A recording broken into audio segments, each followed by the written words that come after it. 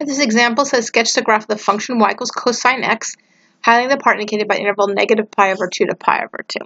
So I'm going to make this negative pi over 2, this is pi over 2, this is 1.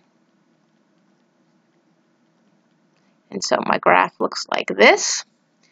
And I want to find the integral that represents the arc length of the curve over that interval. Okay, so it says we don't know how to evaluate it, so we're going to use a calculator to do it.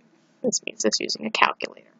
So my y prime is negative sine x. Y prime squared is sine squared x. 1 plus y prime squared is 1 plus sine squared x. And so s is the integral from negative pi over 2 to pi over 2 of the square root of 1 plus sine squared x dx. Now we don't know how to do this. We don't know.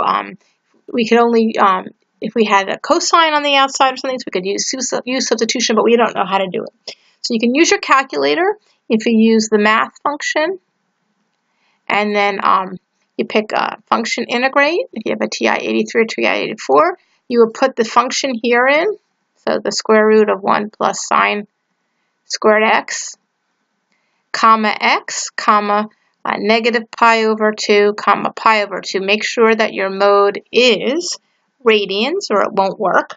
And if you do all that, you should get an approximation of 3.820 for your final answer.